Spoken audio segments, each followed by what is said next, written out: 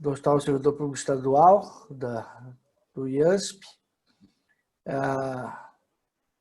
Foi pego aí de supetão por essa pandemia, como todos nós, e no dia a dia tem acumulado uma experiência como poucos, e certamente vai ser muito proveitoso para todos nós ouvir ele falar um pouquinho das dificuldades no diagnóstico da Covid-19. Augusto, por favor. Obrigado, Ederlon. Inicialmente agradecer o seu convite, o Caio, o pessoal todo aí da UTI, parceiro nosso aqui nessa luta. E dividimos as nossas dificuldades, cada um no seu setor, com esses pacientes que a gente tem cuidado desde o início da pandemia, início de março. E aqui eu vou tentar falar como clínico, né? Seu aspecto do diagnóstico, principalmente o diagnóstico laboratorial da Covid-19. Isso decorre muito mais pela fase inicial que toda doença infecciosa recente tem no seu início, como já ocorreu com outras doenças, como a gente viveu na era do HIV, a fase inicial do HIV, os primeiros exames. Na hepatite C, a mesma coisa. Um pouco antes, a toxoplasmose foi uma doença que foi muito difícil se elaborar um sistema de diagnóstico laboratorial seguro que a gente tem hoje em dia para essas doenças. E não ia ser diferente aqui em relação ao SARS-CoV-2, né, o causador da Covid-19. Todos estamos aqui aprendendo continuamente, uma coisa que evolui no dia a dia. E, de qualquer maneira, eu vou tentar apresentar aqui de uma maneira prática as nossas dificuldades, o que a gente conhece, o pouco que a gente conhece já a respeito desses métodos diagnósticos. Então, essa frase aqui inicial, que chama muita atenção, é a pura verdade, né? É uma situação o Covid-19 é uma situação emergente e que está rapidamente evoluindo em todos os sentidos, tanto no sentido do conhecimento da fisiopatologia, fisiopatogenia da doença, das suas complicações na fase aguda. Agora estamos mais cientes do que ocorre também pós-fase aguda, as dificuldades, e assim por diante. Não poderia descer o tema da nossa conversa, que é a respeito dos métodos laboratoriais, do diagnóstico laboratorial, que eu vou focar. Então, daqui só um dado, ele está atualizado até agora, o dia 31 de agosto. Nossos dados do Brasil, esse daqui é dados do Ministério da Saúde. Então, atualmente, nós estamos, nossa população ela está em torno de 210 milhões de habitantes. Nós temos atualmente 3 milhões e 900 mil casos confirmados.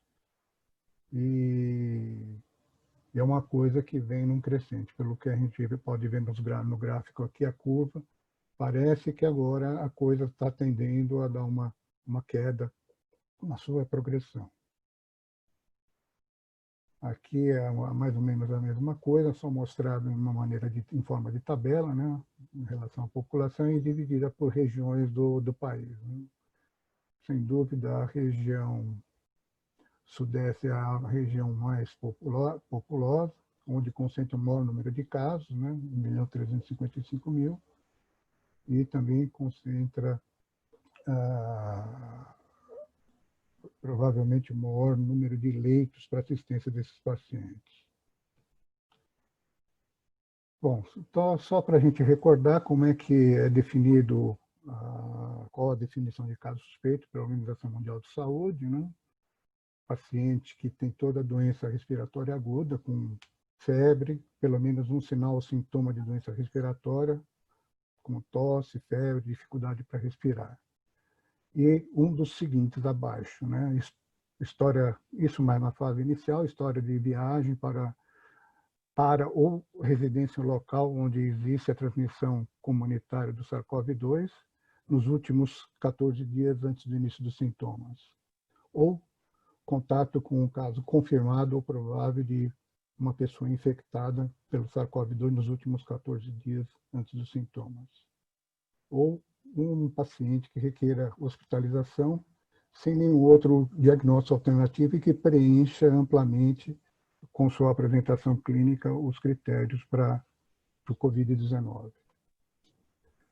Então, eu vou falar mais diretamente já, dentro do diagnóstico, as definições de diagnóstico pelo Ministério da Saúde, né? Nós temos o diagnóstico clínico, através de sinais e sintomas, né, clássicos que a gente já conhece, é febre, dor de garganta, mialgia, e mais no decorrer a gente aprendeu que as alterações sensitivas em relação à anosmia, hiposmia e as disgeusias ou ageusias são dados importantes que a gente valoriza bastante hoje em dia. E a própria definição da síndrome gripal e a síndrome de respiratória aguda grave dentro da evolução da doença respiratória. Outra maneira é fazer um diagnóstico clínico epidemiológico, né, que é o antecedente do contato próximo ou domiciliar do caso confirmado, 14 dias antes da apresentação ao serviço de saúde.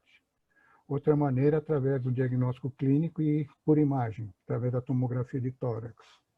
Hoje já bastante conhecido, mas hoje em dia, para nós, pelo menos assim como conduta, qualquer imagem radiológica, até prova contrário, apesar das imagens típicas, até prova contrária, qualquer imagem para a gente é suspeita de Covid-19.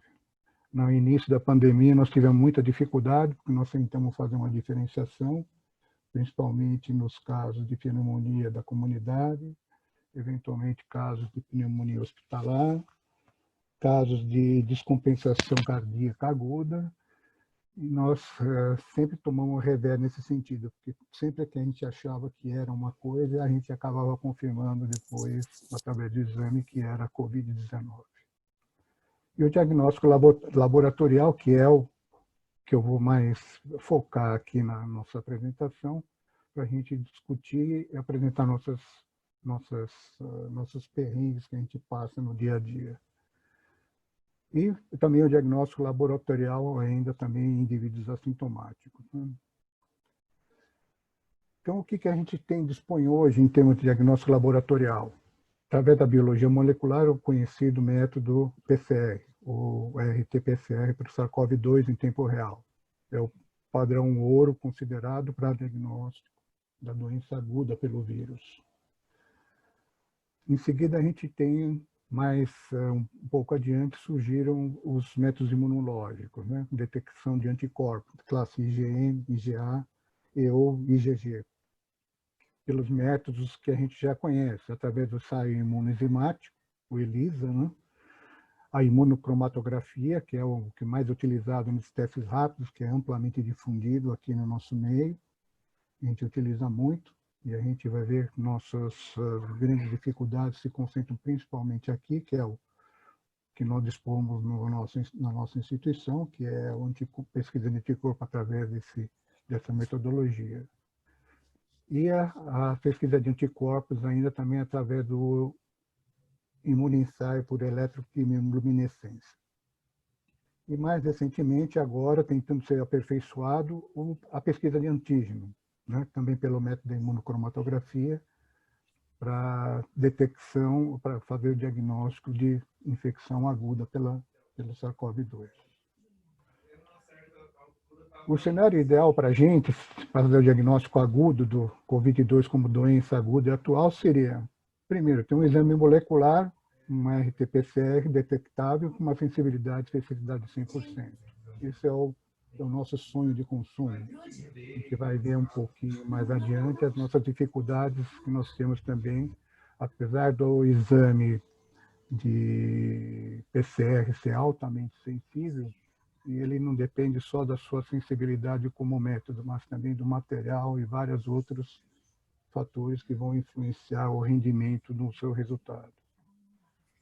E a pesquisa de anticorpos de fase aguda da doença, na classe IgM, reagente também, uma sensibilidade e especificidade de 100%. Outro sonho de consumo, que ainda a gente vem notando que as pessoas que trabalham mais em bancada de laboratório estão procurando aperfeiçoar todos os kits e não estão ainda obtendo um rendimento adequado. E a pesquisa de antígeno também positiva, com uma sensibilidade e especificidade de 100%. Então, esse seria o mundo ideal para a gente fazer o diagnóstico da doença aguda pelo SARS-CoV-2. Mas a gente vai tentar mostrar as nossas dificuldades em cada um desses métodos atualmente. Então, isso daqui é um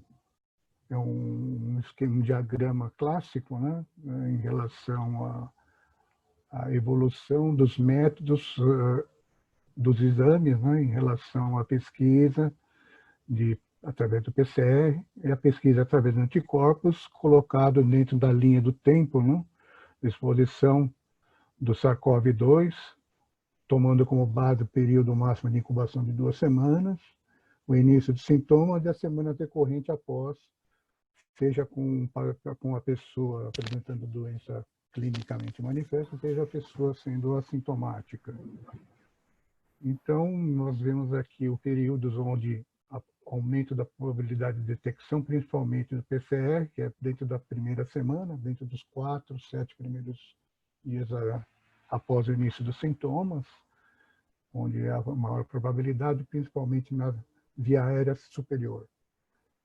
E mais adiante, a gente vai ter, ao redor da segunda semana em diante, a detecção dos anticorpos, tanto da classe IgM como da classe IgG. Muito tem se falado também através da detecção do PCR nas fezes, né? Embora aqui os estudos mostrem que o isolamento do vírus na fezes é muito menos frequente do que ocorre com o material das vias aéreas superiores ou das vias aéreas inferiores. Então, aqui é só para a gente ter uma noção a respeito dos exames através da pesquisa do ácido nucleico. Através a indicação primária é para fazer o diagnóstico de infecção atual.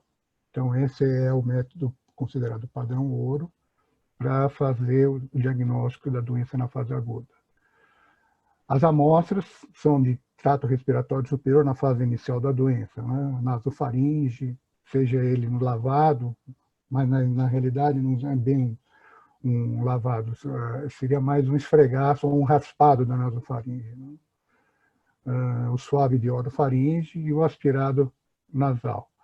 E o material de trato respiratório inferior, podia ser o escarro, o lavado broncoalveolar, o aspirado traqueal.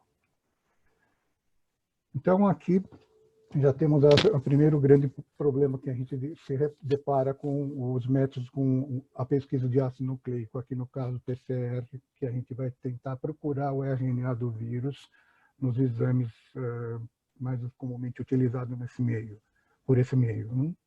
Então, são os falsos negativos, decorrente primeiro da coleta inadequada. Né?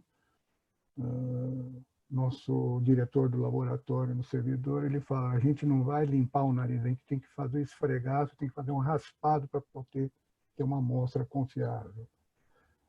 Então, o primeiro óbice que a gente encontra é a coleta inadequada. O segundo problema é a manipulação, como ele é acondicionado e como ele é transportado para o laboratório. Então, tem todo um ritual, todo um método especial de acondicionar o tubo, o esfregaço no tubo Falcon, ele tem que ir encaminhado ao laboratório adequadamente para não haver contaminação e prejudicar o resultado final do exame. E o outro problema que a gente tem é que a baixa da detecção no decorrer da evolução da doença, que vai levando a um rendimento cada vez menor da detecção do SARS-CoV-2 através do exame de pesquisa de ácido nucleico, aqui no caso, o RT-PCR. Então, aqui, só para dar uma das publicações que mostra o rendimento dos vários materiais possíveis, né? Então, em termos de positividade. Então, nós temos aqui, que é o mais utilizado, que é o suave nasal, onde a gente vê que a porcentagem de positividade gira em torno de 63%. Essa é uma publicação mais do tempo da epidemia que ocorreu na China. Trabalhos mais recentes aumentam esse valor de 63% para perto de 80%, 82%. Quer dizer, mesmo assim, a gente não consegue ter um rendimento adequado como a gente gostaria.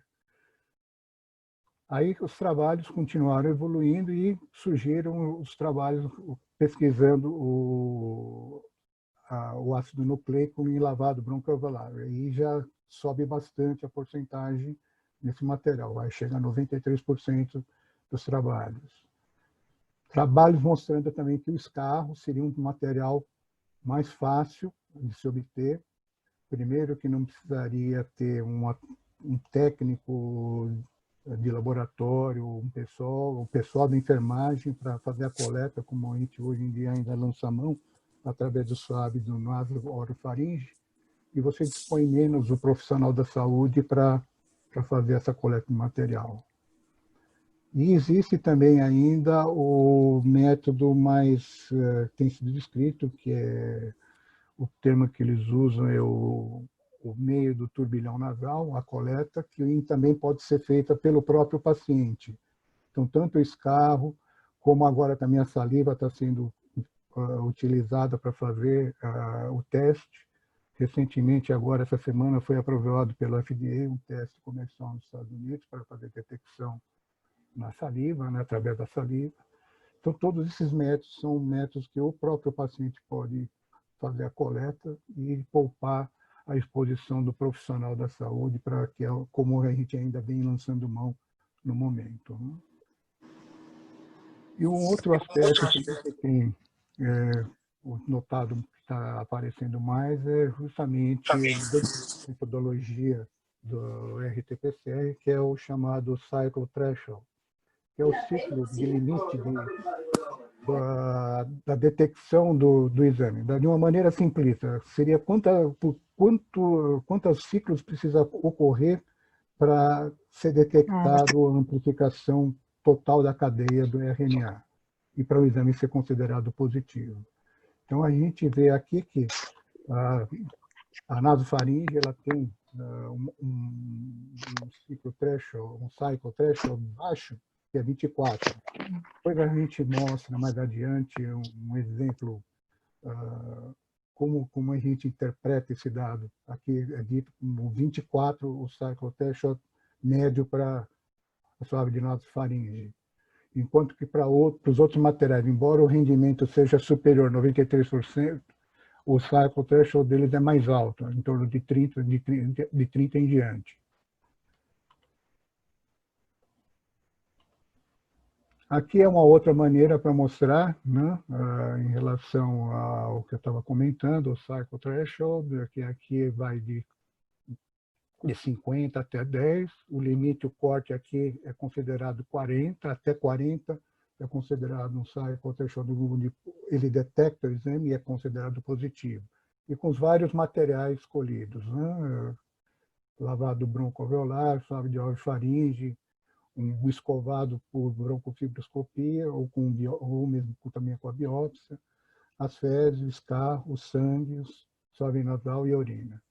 E aqui chamando a atenção que é aquilo que eu coloquei na tabela anterior, que é justamente o rendimento do suave nasal, que é em torno de 63%, o escarro sobe mais para 72%, e o lavado broncoalveolar chega a 93%. Aqui é para mostrar em relação à sensibilidade e especificidade baseado na amostra. Então, aqui não são trabalhos que foram comparados entre si. Isso daqui, na realidade, é uma tabela que foi elaborada comparando os estudos que estão disponíveis, mostrando o grau de sensibilidade e especificidade conforme o local de amostra. Né? Então, nós temos aqui trato respiratório superior, os trabalhos mostrando o compilado apresenta desses 3 estudos uma sensibilidade de 73%, uma especificidade de 100%. O trato respiratório inferior aumenta bastante, vai para 89%, mantendo uma boa especificidade também de 100%. A amostra de trato respiratório superior nesses outros estudos, e aqui variou bastante. Né? Aqui o nasofaringe chega a atingir até 97%. a saliva 85%. E aquela coleta que eu comentei, que é o turbilhão da nasofaringe, o médio nasal, chega até 100%. Em relação ao número de vezes que você aplica o teste, com um teste único, a sensibilidade gira no global em torno desses 3 estudos apresentados, em torno de 70%. Quando você repete o teste, você aumenta essa sensibilidade. Então, isso a gente também tem notado lá na nossa instituição, na UTI, onde o Ederlon consegue monitorizar todos os pacientes. A gente tem feito vários pacientes que apresentam o exame negativo, a gente tem insistido e a gente tem realmente, em alguns casos, obtido sucesso na repetição. Às vezes na segunda e até mesmo até às vezes na terceira repetição a gente consegue detectar.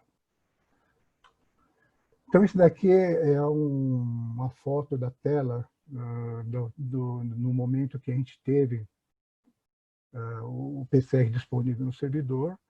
Então, esse daqui é o famoso gráfico do Cycle Threshold. Então, aqui a gente vê que ele vai de 50 até 45 aqui. 40 é o limite, né, que até aqui você considera o exame positivo. E a gente já se habituou a fazer a leitura do gráfico, né? Então, nesse caso aqui é um PCR positivo, onde o Cycle Threshold foi 17, quer dizer, extremamente, ele não precisou fazer vários ciclos para começar a detectar a cadeia completa. Ele já começou no ciclo de 17 a detectar o ácido nucleico, amplificação completa nessa fase. E aqui a gente pode até fazer uma inferência que é, nesse momento, como o Cycle Threshold é baixo, aqui, teoricamente, a carga viral seria bem elevada. Então, é uma maneira de se avaliar, eventualmente, a carga viral através do PCR. Não é um método direto que a gente faça a contagem de carga viral. Existe toda uma metodologia para você transformar esse resultado do Cycle Threshold baixo em carga viral. Então, esse é um exemplo típico de um exame positivo, né? Um Cycle Threshold começou já em 17. A grande maioria dos casos, na fase aguda, ela se situa em torno desses valores, entre 30 e 20, dentro da fase aguda. Aqui um outro exemplo. Aqui já um Cycle Threshold alto, né, onde o resultado aqui acusou um Cycle Threshold de 33,8, quer dizer, um Cycle tardio, que mostra que aqui houve pouca quantidade de ácido nucleico que ele conseguiu amplificar de maneira completa, mas está ainda dentro da faixa da positividade. Então, aqui a gente já considera assim, uma fase mais tardia, onde provavelmente já está diminuindo bastante a presença do material no lavado da nasoporofaringe. Né? Aqui a mesma coisa, um Cycle Threshold alto, já na fase mais próximo do 40 do que da fase abaixo dos 30 e os 20, que seria considerado dentro da fase aguda. Aqui um exame negativo, né? Ele não detectou nada. E aqui um exame que foi considerado como inconclusivo. Foi, acho que, um dos poucos casos, dos 1000 e poucos testes que nós fizemos lá no laboratório do servidor, que deram como inconclusivo. E esse exame teve que ser repetido. Eu não lembro qual que foi o resultado que a gente obteve dele, porque eu não tive a sequência desse paciente aqui. Aqui, esse diapositivo, ele mostra, então, que, conforme a recomendação da Organização Mundial de Saúde, sabendo dessas dificuldades todas, os falsos negativos, né, ou mesmo resultados negativos, o que isso pode significar? É recomendado que sempre que o resultado tenha um resultado negativo, mas você tem uma alta suspeição da doença, você repita o exame. Né? Se possível, a repetição deve ser feita com uma amostra de trato respiratório inferior. Então, isso é fácil quando a gente tem um paciente que realmente, assim, na fase aguda, ele tenha evoluído com uma complicação, onde vai ser necessário um suporte respiratório mais avançado, eventualmente o paciente vai para a UTI, vai ser entubado, e aí é feita a coleta desse material. Como eu já comentei, o resultado ele tem sofre várias influências, né? A qualidade do material, como ele é manipulado, tudo isso vai influenciar no rendimento final do exame. E um exame ou mais exames negativos, desde que você tenha alta suspeita do diagnóstico, você não pode dizer que está afastado da possibilidade da doença estar sendo causada pelo SARS-CoV-2.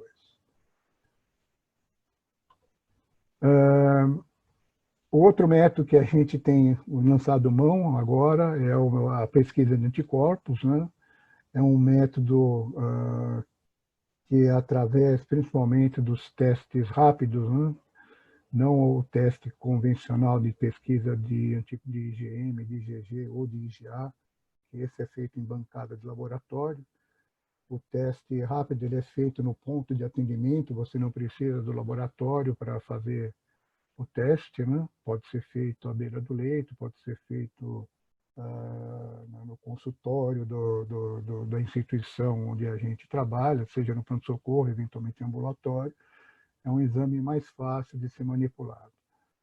Mas a recomendação que a gente tem em relação ao exame dos anticorpos é não usar ele como para diagnóstico de doença aguda. Ele serve mais para você inferir o contato prévio, o contato passado com o vírus.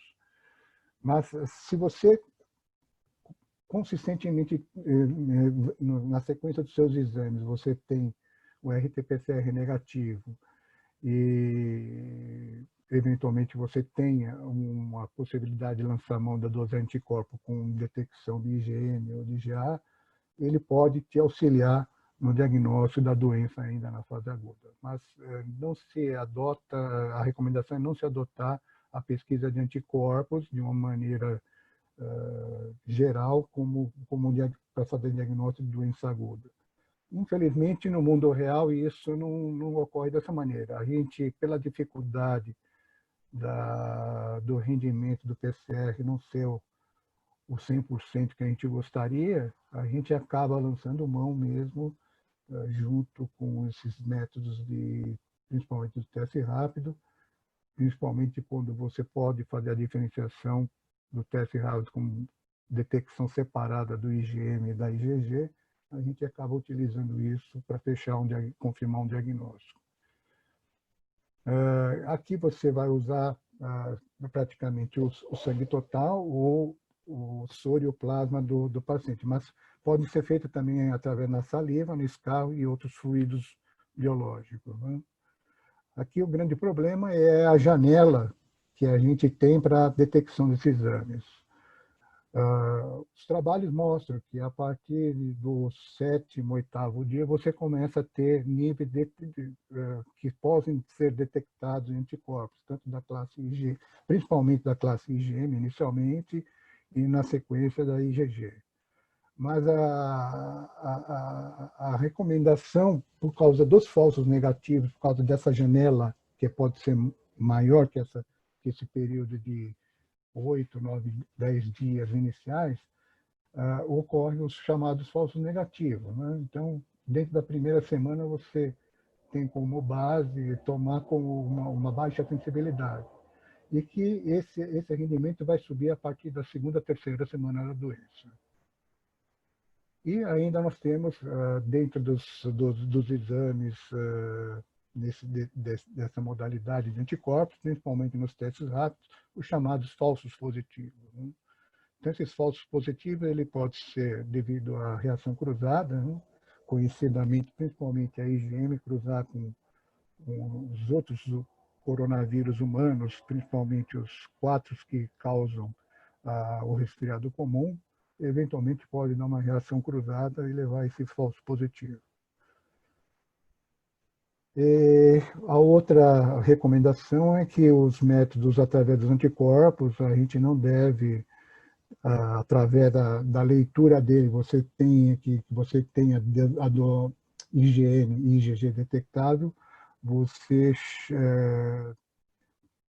rotular o indivíduo como imune à doença. Então, isso é uma coisa que se recomenda já desde o início, porque a gente não sabe bem a evolução da doença em termos de reinfecção, na reexposição do SARS-CoV-2, né? Principalmente considerando aí eventualmente mutação do vírus, a gente pode eventualmente ter uma segunda exposição com vírus mutante, e a gente não tem certeza se esses anticorpos que foram originados dessa primeira infecção, eles podem prevenir a infecção por um novo vírus, né? Aqui só para mostrar as limitações que a gente tem. Esse dado eu consegui hoje através do nosso diretor do laboratório. Nós estamos conversando a respeito das nossas dificuldades. Esse é um levantamento da Sociedade Brasileira de Patologia Clínica, considerando os testes rápidos, né? Aqui eles chamam de teste laboratorial remoto. Então, aqui eles testaram 13 marcas diferentes de kits para essas pesquisas de anticorpos, né? Sejam eles detecção isolada de IgM e de IgG ou de anticorpo total. E o que ele observou? Que realmente, assim, dessas 13 marcas, somente 6 testes, principalmente em relação à pesquisa da IgM, ele atingiu o nível de proficiência que seria de 80%. Então, 7 testes foram reprovados em relação à detecção da IgM, aí mostrando justamente a nossa dificuldade na interpretação dessas IgMs isoladas que nós temos visto com grande frequência, principalmente nós estamos fazendo teste de triagem de admissão no hospital com esses testes rápidos. Foi um método que a gente achou por bem mais rápido pelo resultado e pelo custo de aplicar nos pacientes que estão sendo internados para dar uma destinação mais correta para internação em área COVID ou área não COVID dentro do hospital. Então, aqui confirma justamente isso que nós temos observado em relação, principalmente, aos IgMs positivos, né? Aqui, em forma de tabela, o que estava apresentado naquele gráfico, né? Estou mostrando justamente que, em relação à IgM, houve aqui somente 6 marcas que obtiveram a aprovação, e as outras 7 não atingiram o nível de proficiência de 80%. Em relação à IgG, já não. O nível de proficiência aí de 80% ou mais, só 2 marcas não atingiram. Então, a gente pode notar que parece que a IgG ela parece ser mais sensível e mais específica mesmo nesse método laboratorial rápido que a gente tem lançado mão. Aqui só um exemplo para mostrar, lá no nosso laboratório, os testes. Aqui é o teste rápido com anticorpo total, é uma placa só, onde você faz, ocorre a reação. Nesse caso aqui o teste foi positivo. Aqui é um outro kit que foi utilizado, foi o primeiro kit, parece que nós utilizamos lá no servidor, onde era feito a pesquisa isoladamente, tanto da IgM como da IgG. Nesse caso aqui o exame foi negativo. Aqui é só o controle de exame que mostrou a marca de positividade, né?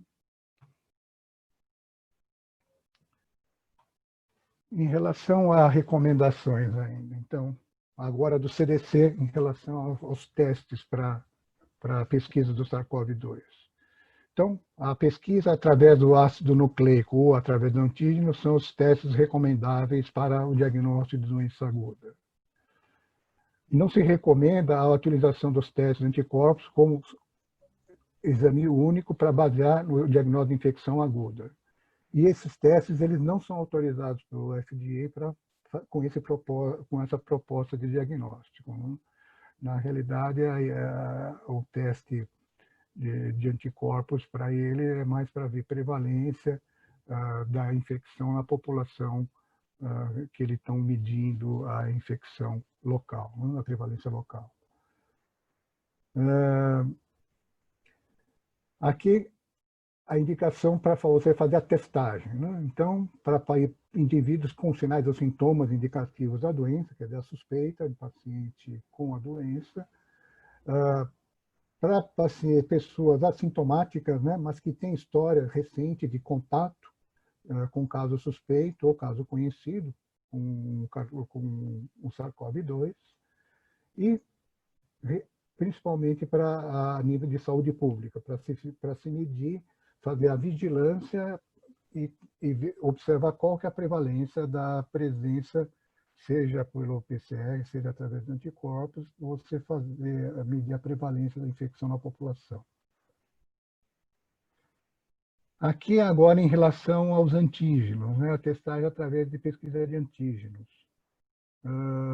Esse é um exame assim que foi inicialmente lançado mão, mas também se barrou muito na sua sensibilidade, não tanto na especificidade, mas tanto mais na sua sensibilidade, no rendimento da sensibilidade, né? Então, qual seria a aplicação para a pesquisa de antígeno?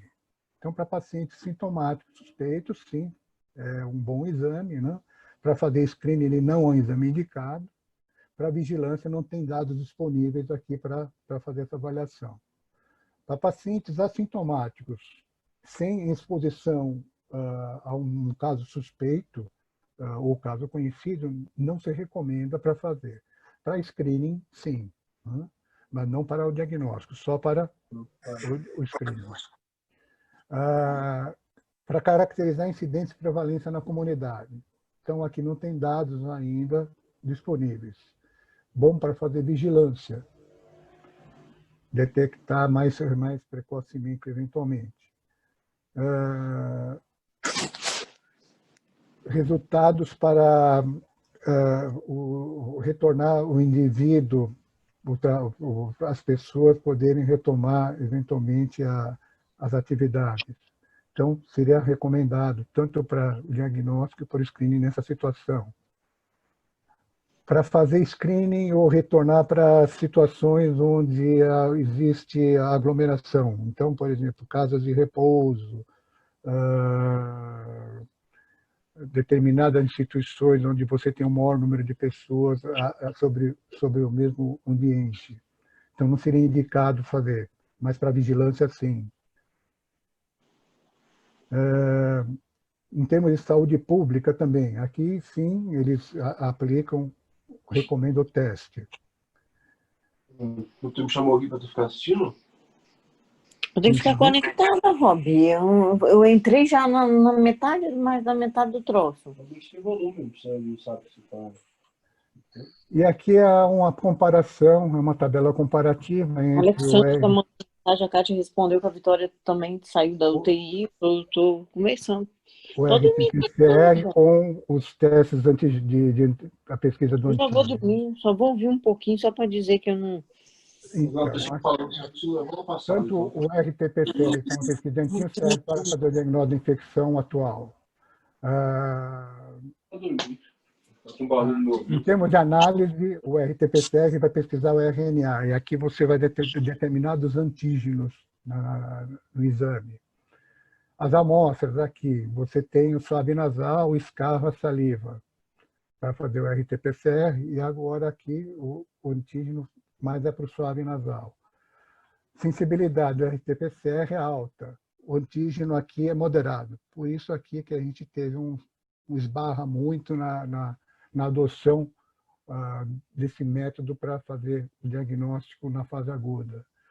A especificidade do RT-PCR é alta. Aqui, quando positivo, também. A especificidade do exame é alta. A complexidade da realização. Aqui vai depender do método do PCR que está sendo feito. Se é teste de bancada, se não é teste de bancada. Tem vários passos onde você envolve a realização do exame e você pode aumentar a complexidade. Aqui, no caso da pesquisa do antígeno, é um método fácil de ser feito. O RT-PCR, a grande maioria deles é feito em laboratório, ele não é feito no ponto de atendimento. Já há um ponto de vantagem aqui para a pesquisa do antígeno, onde você, no ponto de atendimento, você pode aplicar o teste. Na realidade, esse teste ele é muito parecido com, ele é feito em placa, também é muito parecido com o teste rápido de anticorpos. O tempo que decorre para a realização do exame. O RT-PCR tem exames que são feitos rapidamente, que pode chegar até 2 dias para você obter o resultado. O teste de antígeno ele é bem rápido, praticamente em 15 minutos, como no teste rápido que a gente faz para a pesquisa de anticorpo. E o custo, né? O custo do PCR é muito mais elevado e o custo do teste com antígeno ele é mais baixo. Então, que é essa tabela mostrando vantagens e desvantagens de cada um desses métodos. Em relação aqui à probabilidade dos testes, né? Do valor preditivo negativo, o valor preditivo positivo. Então, quando a probabilidade de pré-teste numa população é baixa, o valor preditivo negativo ele é alto. E o valor do preditivo positivo é baixo. Então, aqui você aumenta muito a possibilidade dos testes falsos positivos, né? Os resultados falsos positivos, como a gente vem observando nos nossos testes rápidos com pesquisa de anticorpo. E aqui aumenta a probabilidade dos verdadeiros negativos, né? E aqui, quando você tem a população com alta probabilidade, ocorre a inversão. Então, aqui você tem um valor preditivo negativo baixo, mas um valor preditivo positivo alto. Então, aqui aumenta a probabilidade dos testes verdadeiramente positivos e aumenta a probabilidade aqui de falsos negativos. Então, aqui é só uma publicação recente que saiu agora, recente, ela ainda não está impressa, é uma pré-publicação. Foi uma revisão grande que foi feita de todos os trabalhos da literatura em relação à infectividade do SARS-CoV-2 na linha do tempo, né? Como eu comentei a respeito do Cycle Thresholds, que é o CT, aqui volta a ganhar bastante importância isso nessa publicação, esse valor do PCR para você medir, porque na literatura mostra que o PCR ele pode ser detectável por um período tão longo, aí, até 90 dias, como demonstra aqui nesse diagrama. Mas o valor do CT é um valor alto. Então, aquele valor acima de 30, ele já chama a atenção que provavelmente você, pelos trabalhos que a gente houve a correlação entre a detecção do ácido nucleico pelo PCR e a cultura viral, você praticamente, em torno do 8º, 9º dia, você já começa a não ter mais a recuperação de vírus em termos de isolamento em cultura, e a probabilidade de vírus viável, nesse momento, também cai. Então, aqui, só para ilustrar, o pico da carga viral e infectividade ocorre no período pré-sintomático até os primeiros dias da doença, antes do 5º dia. Existem trabalhos agora mais recentes mostrando que a maioria dos casos secundários, são aqueles contactantes de casos conhecidos, os contactantes domiciliares, a grande maioria vai desenvolver sintomas só com aqueles indivíduos que estavam até o 5º dia da doença. A partir do 5º dia da doença já caiu bastante a ocorrência desses casos secundários de pessoas que tiveram contato com pessoas sabidamente doentes após o 5º dia. O 10º dia aqui ele coloca como já praticamente não recuperação do vírus na cultura, apesar do PCR persistir positivo. O 15º dia, aqui considerando o paciente, só desculpa, eu esqueci de comentar, aqui nos casos que a gente considera os casos leves e até de moderada gravidade. Nos casos de graves e nos pacientes imunocomprometidos, esse isolamento aqui, ele pode ocorrer até o 15º dia. E a partir do 20º dia já foi o máximo que foi conseguido o isolamento do vírus em cultura, apesar do PCR ser positivo. Então, aqui já existe nessa publicação justamente a preocupação de quando é seguro descontinuar o isolamento. O que a gente sabe até no momento é que nos pacientes com doença leve e moderada, a gente toma como orientação, a orientação do CDC e da Organização Mundial de Saúde, que até 14 dias deve manter o isolamento nos pacientes com doença leve a moderada. E nos pacientes com doença grave ou pacientes imunocomprometidos, até 21 dias. Esse trabalho aqui ele já sugere uma abordagem um pouquinho mais, em termos de tempo menor, para pacientes com doença leve e moderada até 10 dias e para os pacientes com doença grave ou imunocomprometidos até 15 dias. Então, isso é uma coisa que deve ser considerada na análise aí nas próximas semanas e provavelmente pelo pessoal do CDC e pelo pessoal da Organização Mundial de Saúde. Então, era isso, assim, de uma maneira resumida. Não sei se ficou muito confuso, porque realmente é assim, a quantidade de informação que a gente tem na literatura é extensa, muita coisa a gente lê, a gente fica realmente muito inseguro em alguns momentos em tomar atitudes baseado nesses métodos que a gente tem disponíveis, que a gente sabe que não é o ideal. E é uma coisa que é um contínuo aprendizado, né? Cada semana, cada dia surge uma publicação nova que coloca em xeque tudo aquilo que a gente já conseguiu acumular de conhecimento e a gente sempre vai aprendendo com essas dificuldades. Obrigado aí pela atenção, espero ter conseguido colocar pelo menos assim uma ordem em relação aos exames que a gente tem disponíveis. Parabéns, Augusto. Excelente apresentação. Acho que deu para dar uma boa clarificada, um bom resumo. Todo mundo aí pode se manifestar. Nós temos aí mais de 60 pessoas na sala, podem se manifestar pelo chat ou diretamente. Deixa eu pegar uma pergunta aqui do chat, uma pergunta da Ellen.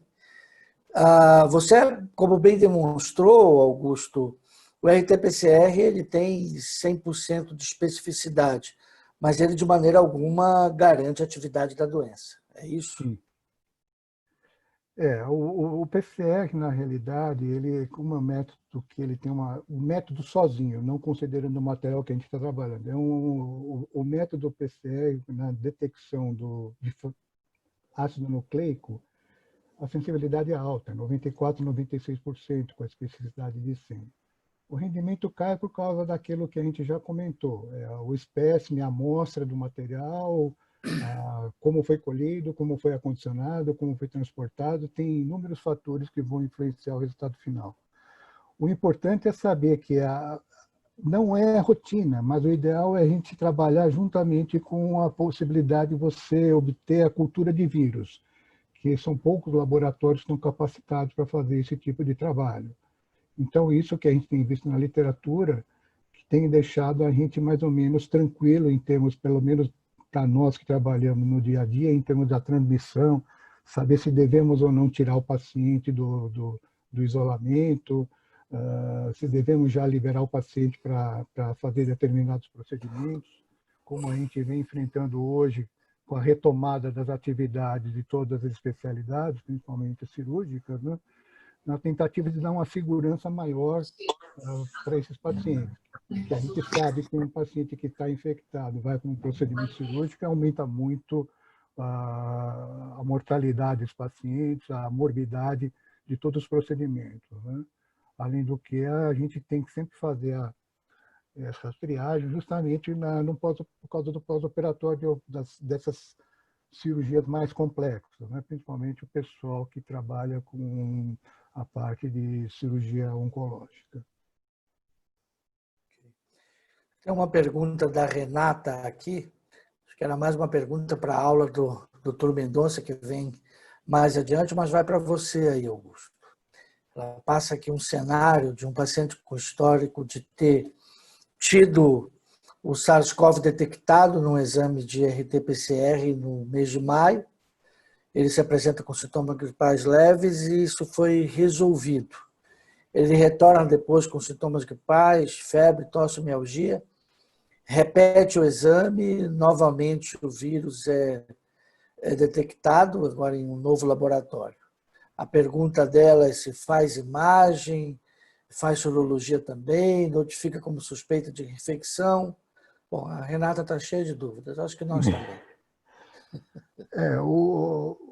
A gente até há pouco tempo, a gente tinha muito relato, né? Relato nossos aqui do país de possível reinfecção, relato da literatura internacional, mas o que chamou a atenção foi o trabalho agora, a publicação do caso lá de Hong Kong, onde foi documentada, comprovada a reinfecção através do sequenciamento genômico do vírus. O paciente teve, no seu primeiro episódio, isolado o vírus, foi feito o sequenciamento e esse material ficou armazenado e foi fortuito, né, essa documentação, porque na realidade essa pessoa estava retornando. Já a história dessa pessoa já tinha vários meses, se não me engano, do episódio inicial agudo. Estava retornando de uma viagem da Espanha, da Europa, e como eles estão fazendo a triagem através de coleta de material, nesse caso foi detectado um vírus onde, pelo sequenciamento genômico, eles puderam comprovar que era uma reinfecção. Só que o paciente era completamente assintomático, pelo menos como está descrito na descrição desse caso. E o sequenciamento genômico comprovou que, inclusive, a cepa do vírus que foi isolado pela segunda vez, pelo sequenciamento genômico, era justamente a cepa que estava circulando lá na Espanha, na Europa, onde essa pessoa estava retornando. O problema é a gente conseguir falar aqui no nosso meio de reinfecção sem fazer esse estudo. A gente simplesmente se basear pelo PCR. Principalmente porque assim, o PCR ele pode ficar, como a gente viu naquelas diagramas, ele pode ficar até 90 dias detectável. E para você comprovar que realmente houve reinfecção, teria que fazer obrigatoriamente a primeira cepa isolada, com seu sequenciamento, e no segundo episódio você fazer novamente o isolamento e o sequenciamento genômico para provar que são realmente distintos. Em relação ao anticorpo, nesse trabalho desse caso de Hong Kong, houve elevação de anticorpos, apesar do paciente estar assintomático, mas a gente sabe que isso você levando o raciocínio de outras doenças, onde você se expõe ao agente infeccioso pela segunda vez, existe o efeito booster da presença do vírus selvagem, causando uma resposta de anticorpos, né? Pela resposta anamnéstica que o indivíduo desenvolve após uma infecção pelo agente natural ou através de vacina, ele é exposto ao vírus, o agente natural, ele pode fazer uma resposta anticorpo, que foi demonstrado também nesse indivíduo que foi descrito. Então, fica difícil só trabalhar com PCR e dosagem de anticorpos. Eles podem dar alterados, mas a gente não vai conseguir provar sem o estudo genômico, comprovar que isso foi uma reinfecção, né? Ô, Augusto, as perguntas estão bombando aqui. A Andréia está pedindo para você falar um pouco sobre o papel das crianças na transmissão e isolamento viral. A nossa experiência aqui no servidor, principalmente comigo pessoalmente, assim, a gente tem poucos casos, né? O que a gente vê de literatura é os resultados, não digo os resultados, os relatos são muito controversos. trabalho dizendo que a criança é potencialmente um grande disseminador do vírus, serviria eventualmente como um vetor, eventualmente, né, porque grande parte dessas infecções nessa faixa etária são assintomáticas ou pouco sintomáticas.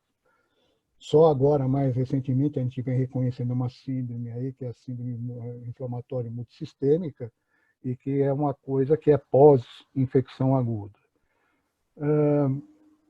A criança realmente assim preocupa, né? Principalmente agora com essa retomada que nós estamos tendo no nosso meio, a provável liberação das crianças para retornar às aulas, que é problemático, porque a criança pequena ela não entende muito bem o que está acontecendo, o que a gente tem que ela tem que tomar de cuidado para evitar que ela possa servir como reservatório ou até mesmo como vetor, né? Principalmente para as famílias onde existem pessoas de risco, principalmente as pessoas de mais idade.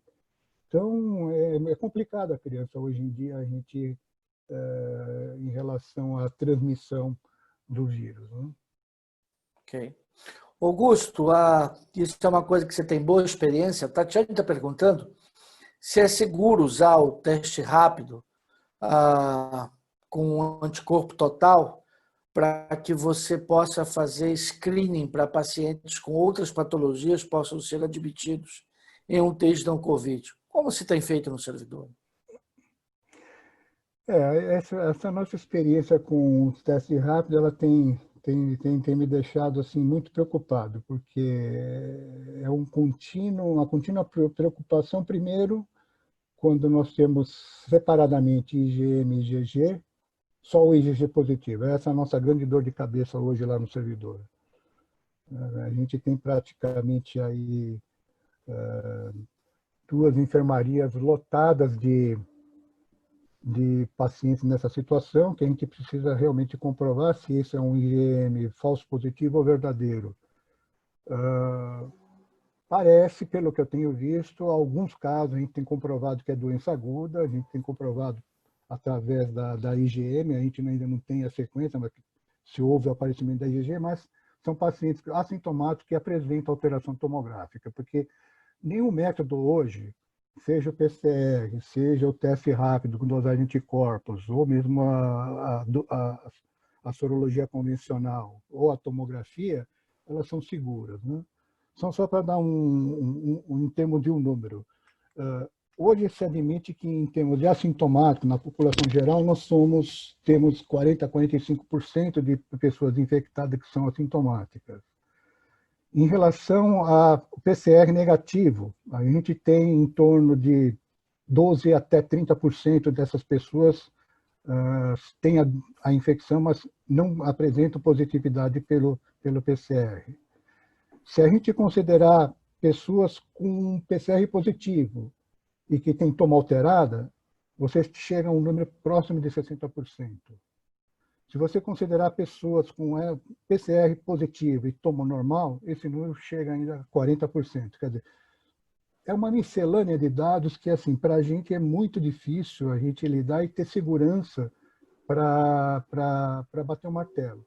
O melhor resultado é você ter o RT-PCR positivo e você tem IgG positivo. Aí acabou a conversa. O que vem no meio disso tudo é realmente um verdadeiro saco de gatos para a gente poder interpretar.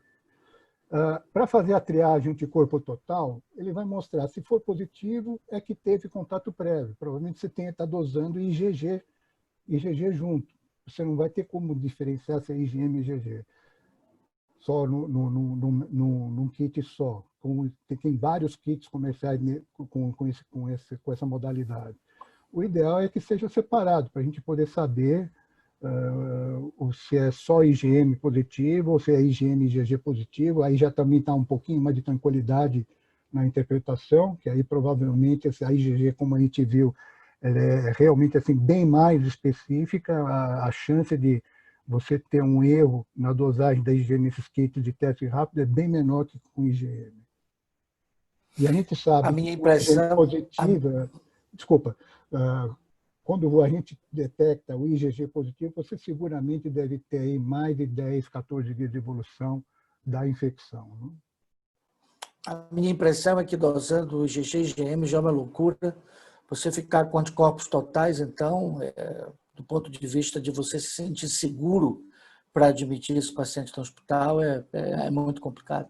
Muito complicado. Ô, Augusto, o Maurício aqui não gostou muito da sua aula, mas mesmo assim ele fez uma pergunta com relação aos idosos. Você acha que existe alguma particularidade nessa população que dificulte ainda mais o diagnóstico? Os idosos, né, Maurício, a gente tem visto por causa do grande número de comorbidades que esses pacientes apresentam, né? Principalmente doença pulmonar crônica, insuficiência cardíaca. Como eu comentei logo no início da apresentação, no começo a gente apanhou muito porque a gente achava, não, esse paciente parece ser uma insuficiência cardíaca, ele tem cardiomegalia, tem infiltrado, mas é congestivo, tudo, e nós quebramos a cara. Chegava lá e o PCR era positivo. Então, o idoso tem esse aspecto das comorbidades, ele pelo fato da própria idade levar essa condição, ele acaba dificultando o diagnóstico para a gente. Se a gente tivesse métodos altamente sensíveis e específicos, acho que seria menos preocupante do que o que a gente vive hoje, né? Não sei se isso Perfeito. atende a sua dúvida, Maurício, mas... Tem uma outra pergunta aqui da Ellen. O que eu estava querendo dizer... pergunta. Pode falar. Vá, Maurício. Siga, Maurício. Não, o que eu estava querendo perguntar é mais relacionado, por exemplo, alterações anatômicas, porque a gente já conversou a respeito da dificuldade técnica, e você falou isso, né, na sua aula, da dificuldade técnica de coleta de material. Sim. Né? E velho, aquela coisa, é mais duro, não tem a mesma flexibilidade, a coleta do material pode ser mais dificultosa, né?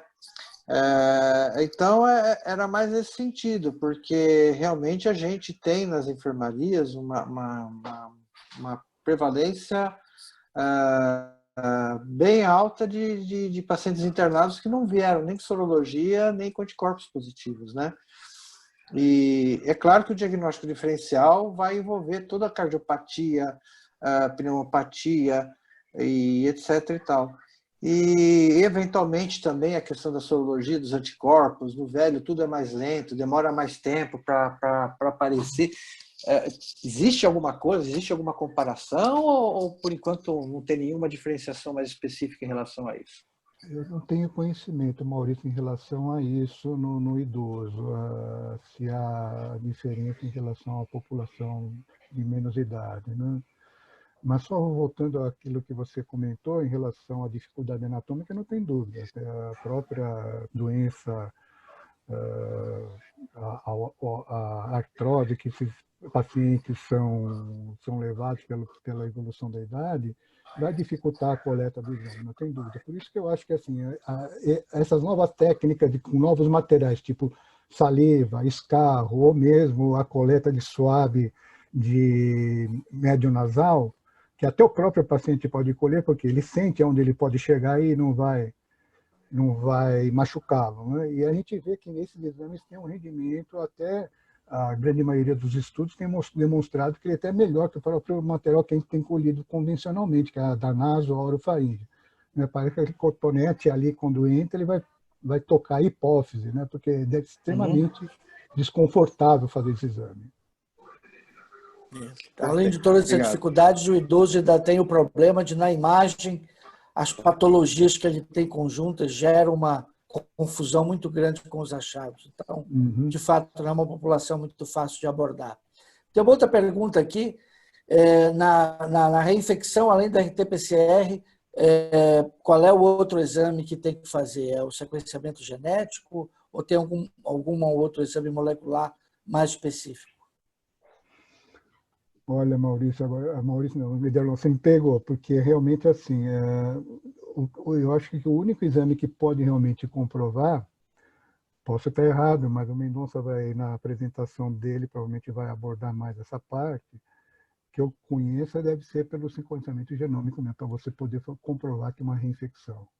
Acho que essa é a minha Não tem nenhum impressão outro também. método que a gente consiga, do que eu conheço, que ele consiga fazer essa diferenciação. Mas Eu vamos posso aguardar fazer a um, aula do Dr. Mendonça aí, né? posso A fazer só Nancy está um adendo perguntando. aqui? Só um segundinho, Daniel, você vai na tua sequência. Só uma pergunta da Nancy, se estamos fazendo RT-PCR como screening para cirurgia. Augusto. O screening com RT-PCR a gente tem feito para cirurgias eletivas, né? Com toda a recomendação do isolamento social 14 dias antes. Quer dizer, o paciente ele tem que observar isso, a família tem que entender isso, e daí fazer mais ou menos em torno de 48 horas antes da data de internação, faz a colheita, e se tiver negativo, ele interna e faz o procedimento. Se tiver positivo, é que realmente, assim, provavelmente ele não observou o isolamento social, nem ele, ou eventualmente a família, esse tipo de cuidado que essa pessoa tem que ter antes de fazer o exame, né? E não está sendo incomum, a gente tem visto vários casos que têm chegado com PCR positivo e a gente vê que realmente, provavelmente, não foi obedecido às orientações, né? Para pacientes com cirurgia de urgência, que entram via pronto-socorro, a gente vai baseado praticamente no teste rápido e na tomografia de tórax. Então, a gente sabe que a tomografia de tórax ela acaba complementando uma informação que a gente sabe que não é adequada com a pesquisa só do teste de rápido de anticorpos, a gente acaba complementando com a tomografia. E a gente tem tido muita surpresa também com isso, né? A gente acaba pegando vários casos que vêm com o teste negativo para IgM e IgG, vem lá tomo já com um quadro de vidro fosco bastante sugestivo de Covid, né? Uma pessoa assintomática e que provavelmente está na janela, ainda não tem anticorpo detectável pelo método. Da Nancy. Essa bronca aí da cirurgia de urgência tem sido nosso dia a dia. É. Daniel, siga aí, Daniel. Eu queria fazer um adendo só. Obrigado, viu, doutor Augusto, pela aula. Foi realmente muito proveitosa. De novo, agradeço pelo programa que está sendo feito aqui, porque eu estou gostando muito dessas atividades na quarta-feira.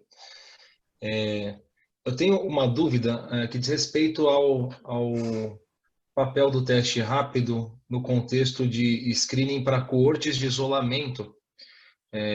Porque a gente sabe que, como o Dr. Augusto mostrou, o valor preditivo positivo e negativo dos testes dependem muito de conhecer qual é a prevalência da doença na população estudada. E o Dr. Augusto também mostrou para a gente aqui no estado de São Paulo que nós temos aí mais ou menos 1.800.000 casos confirmados. Isso, do ponto de vista de prevalência em epidemiologia, talvez não fosse ainda uma prevalência alta e talvez isso dificultasse ainda mais como interpretar esses resultados quando se utiliza isso como estratégia de screening para se fazer coortes de isolamento. Eu gostaria de entender se existe algum racional por trás dessa estratégia de screening para as coortes de isolamento, utilizando o teste rápido, para tentar mitigar esses riscos que o exame sofre da interferência da prevalência epidemiológica no nosso meio.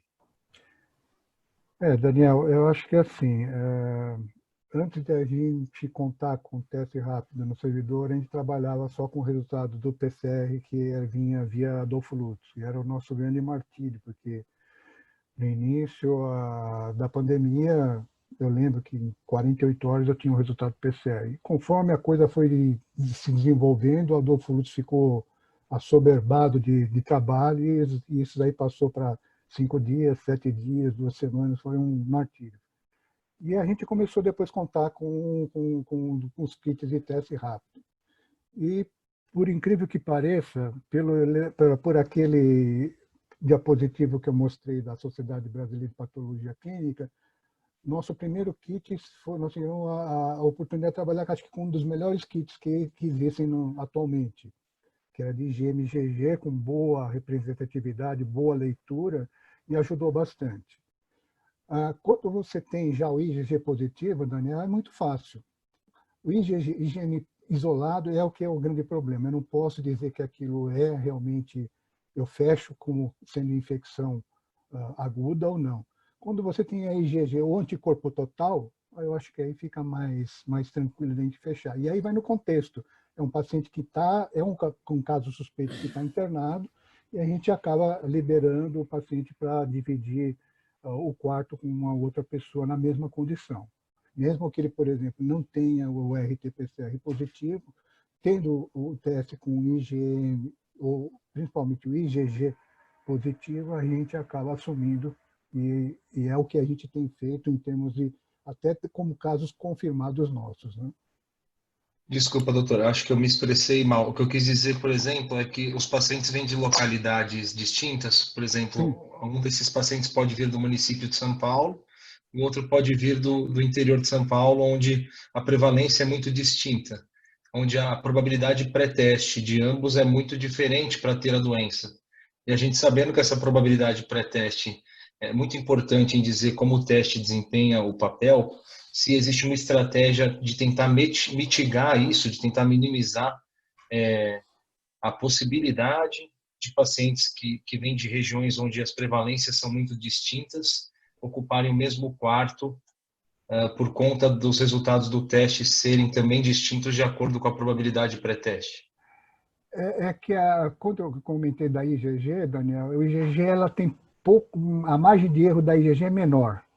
Então, se eu tenho segurança que a IgG é positiva, mesmo no teste rápido, que ele tenha vindo de uma área diferente do outro companheiro, que eventualmente ele possa dividir o quarto, a IgG me dá a segurança e assumir que ele é realmente positivo, eu posso deixar junto com outro paciente que provavelmente tenha até o PCR positivo e ele não, né?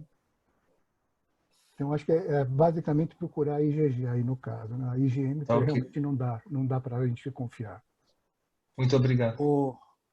Ok, Augusto, o Bruno está querendo ganhar um dinheiro, ele está querendo fazer uma aposta na Bolsa de Aposta de Londres, ele quer a tua opinião aí de quando é que sai a vacina. A vacina, a vacina é complicada. Eu acho que sim, o estágio de evolução das vacinas, pelo que eu tenho observado, é diferente. Você tem vacinas com já fase de estudo mais adiantadas, outras ainda na fase mais inicial, todas elas tentando ganhar aí a corrida para ver quem eventualmente vai sair primeiro e realmente aplicar, colocar no mercado a vacina para uso na população. Eu acredito, o pessoal tem muita gente prometendo vacina para esse ano. Eu acho muito difícil. Eu realmente, assim, não sou um estudioso em vacina, mas assim, o pouco que eu conheço, o pouco que a gente vê das outras doenças, o estudo leva um pouco mais de tempo. Eu acredito que isso é coisa mais para o ano que vem mesmo. Não é uma coisa que seja assim para esse ano, como alguns estão ventilando, algumas indústrias aí já estão colocando isso como possibilidade para esse ano. Eu acho que assim, Vamos ver se o Bruno consegue ganhar um dinheirinho aí para pagar um tudo é jantar para emergencial, nós. né? Então, até os próprios estudos eles estão sendo analisados dessa maneira. Então, acredito que não vai ter todo o rigor que todas as outras vacinas tiveram no seu estudo, mas demonstrar que realmente existe a produção de anticorpos neutralizantes, que é o que a gente quer com essas vacinas, que realmente demonstre que elas têm ação em termos de proteção para a população ou para o indivíduo. Eu acredito que eles vão colocar mesmo sem ter todos os estudos, assim, com aquele perfil de segurança que a gente conhece, né? Mas acredito que deva ser só para o ano que vem mesmo. Tem uma pergunta da Renata aqui, que acho até que você já respondeu, quanto ao valor para screening de paciente de cirurgia letiva ou teste sorológico.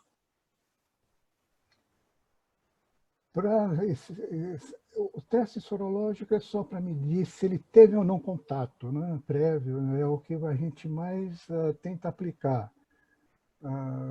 Ele veio, por isso que eu falei, quando o resultado para mim, um PCR positivo ou uma IgG positiva, é o que eu quero para poder realmente ficar tranquilo. Esse indivíduo já foi exposto. Sabendo que é IgG positivo, a gente já sabe que houve um período de evolução da doença natural. Então, provavelmente, já passou a fase de transmissibilidade e a fase de maior risco de, eventualmente, de uma complicação no pós-operatório desse indivíduo. O resto é caso a caso que a gente tem que analisar, não temos muito como fugir disso. É um quebra-cabeça constante isso. Tem uma outra pergunta aqui da Ellen, um paciente com HIV, que está com um quadro de infecção pulmonar importante, que eu já sei que ele tem Covid, eu detectei o SARS-CoV-2. Ela pergunta se a gente se contenta, para por aí, ou vale um lavado para pesquisar outros patógenos oportunistas. O HIV ele é uma outra situação especial dentro da Covid-19. Inicialmente se achava que os indivíduos com HIV que estão sob terapia antirretroviral, pelo fato dos antivirais que estão sendo estudados são antirretrovirais, ele teria uma certa proteção, mas parece que isso não se demonstra realmente na sequência. Parece que realmente assim o paciente com HIV, apesar de tomar antirretroviral, não o indivíduo que toma antirretroviral, mas ele está imunologicamente comprometido ainda, ou que ele já tem falência dos esquemas e está evoluindo mal. Mas mesmo o indivíduo que esteja sob controle, parece que a evolução é pior.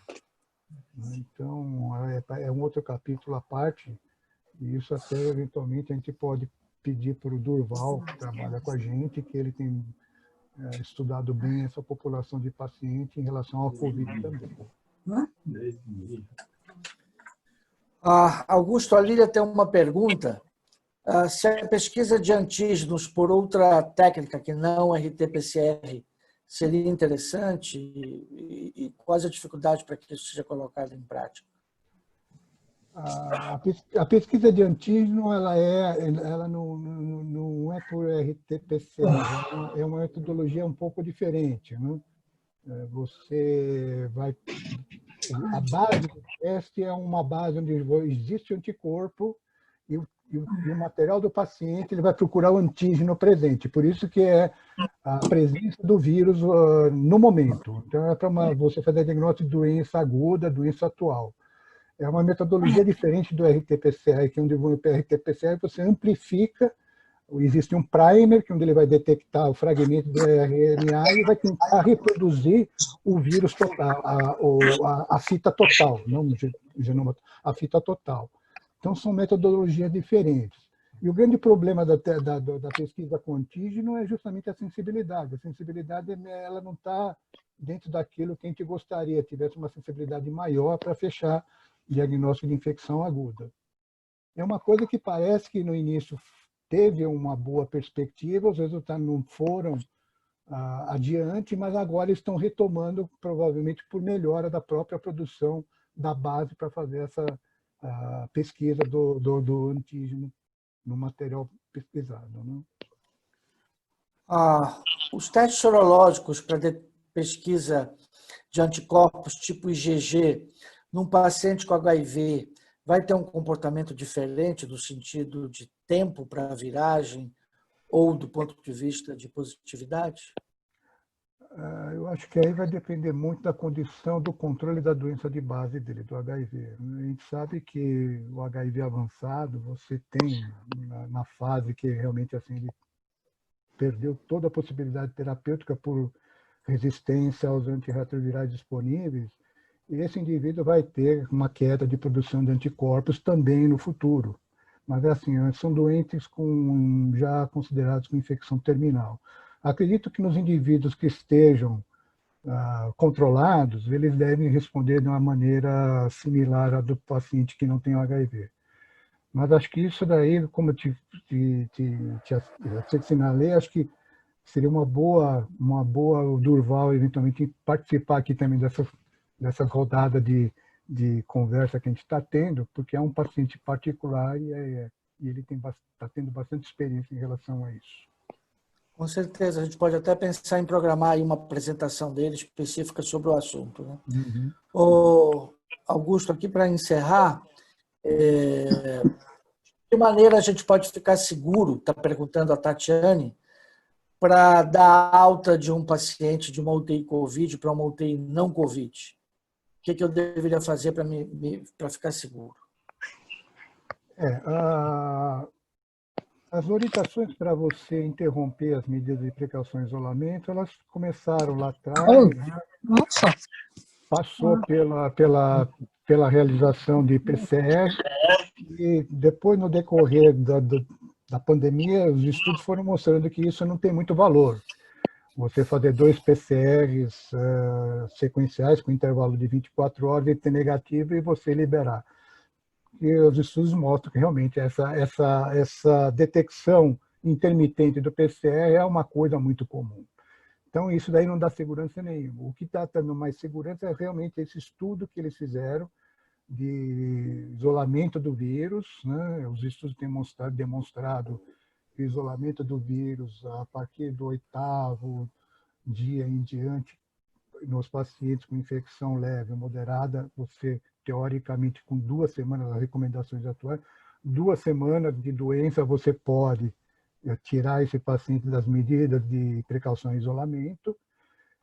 E os pacientes mais graves, né, que evoluíram com doença mais importante do ponto de vista pulmonar, exigiram suporte ventilatório invasivo, e esses após 21 dias. Né?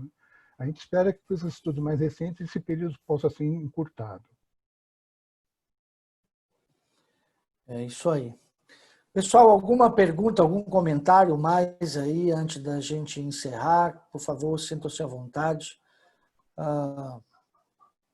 Eu gostaria aí de agradecer ao Augusto, agradecer aí a participação de todos. Nós chegamos a ter mais de 60 pessoas aí na sala. A ideia é que esse seja um espaço para a gente poder estar trocando experiências, ouvindo opiniões. Eu acho que é o grande legado dessa pandemia, é o aprendizado que a gente vai levar com ela. Sem dúvida. Na próxima semana, nós teremos aí a doutora Thaís, que vai nos falar sobre... Não, a doutora Goretti, que vai nos falar sobre um trabalho importante que ela tem feito aí com as famílias, do ponto de vista de comunicação e acolhimento. Eu acho que, sem dúvida, vai ser muito proveitoso ter aí essa percepção dessa experiência da Goretti. E muito obrigado aí, Augusto. Eu acho que foi sensacional. Acho que deu para tirar muitas dúvidas de todos nós. E na semana que vem nós nos vemos aí. Obrigado aí a todos. Prazer aqui poder dividir um pouco a nossa angústia, poder transmitir um pouco o que a gente consegue aprender, porque o aprendizado ainda vai longe ainda nisso tudo, né? Com certeza. Caio, bom plantão aí para você. Um abraço, pessoal. Um abraço. Abraço, boa noite. Boa noite. Boa noite aí para todos. Aí, Caião, obrigado aí pela ajuda. Tá sem som, Caio? Tá. Tá sem som, Caio. Valeu, pessoal. Boa noite. Obrigado, doutor Augusto. Obrigado, Caio. Imagina, que isso. Até. Um abração, Aderlon. Um abraço. Até amanhã. Até Tchau, amanhã. tchau. Tchau, tchau.